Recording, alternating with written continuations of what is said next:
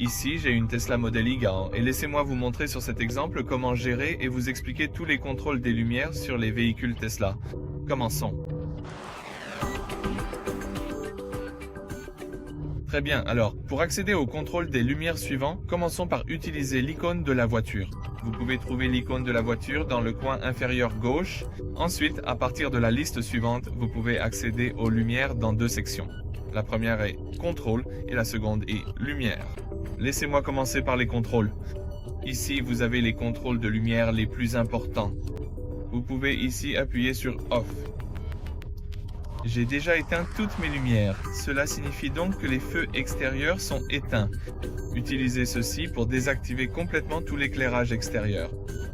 Vous pouvez aussi utiliser le deuxième, les feux de stationnement. Les feux de stationnement n'allument que les feux de position pour la visibilité à l'arrêt. Soyez-en conscient. Vous pouvez utiliser le troisième, il s'agit des feux de croisement. Cela active donc manuellement les feux de croisement pour la conduite de nuit. Et vous pouvez aussi utiliser ici le mode auto, le plus utile. Les phares automatiques. La voiture active ou désactive automatiquement les feux en fonction de la luminosité ambiante et vous pouvez aussi utiliser l'autofeu de croisement. Cela permet de passer automatiquement des feux de route aux feux de croisement pour ne pas éblouir les autres conducteurs. Dans mon cas, laissez-moi appuyer sur Off ici et désactiver aussi celui-ci. Comme vous pouvez le voir, ce sont les principaux contrôles d'éclairage, mais vous pouvez aussi sélectionner ici la section éclairage. Vous retrouvez ici les mêmes commandes qu'auparavant, mais vous pouvez également activer les anti-brouillard avant et arrière. Comme vous pouvez le voir ici, si vous passez du mode auto au feu de croisement, vous pouvez activer les anti-brouillard avant et arrière. Utilisez cela si vous avez des problèmes de brouillard. Dans mon cas, je vais appuyer sur Off.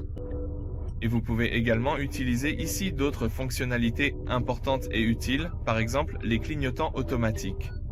Dans mon cas, j'utilise déjà l'Auto Cancel. Vous pouvez lire les informations à ce sujet juste ici, Auto Cancel. Ainsi, vos clignotants s'éteindront automatiquement après avoir terminé une fusion, une bifurcation ou un changement de voie. Si le véhicule détecte un virage imminent ou un autre changement de voie dans la même direction, le clignotant ne s'éteindra pas tant que la manœuvre n'est pas terminée. Donc soyons attentifs à cela. C'est une fonctionnalité vraiment utile, par exemple pour moi. Vous pouvez également utiliser ici les phares adaptatifs. Parfois je recommande vraiment d'utiliser cela. Cela peut donc être vraiment utile. Vous pouvez aussi utiliser ici les lumières d'ambiance si vous le souhaitez. Et vous pouvez gérer ici les plafonniers. Donc, si vous appuyez ici, vos plafonniers s'allumeront. Laissez-moi vous montrer, comme vous pouvez le voir juste ici. D'accord, laissez-moi appuyer sur éteindre. Voyez-vous la différence entre allumé et éteint? Et c'est tout. Mais pour moi, le plus utile, ce sont les plafonniers automatiques. Donc, laissez-moi appuyer ici sur Auto et vous pouvez aussi utiliser les lumières du volant si cela vous plaît.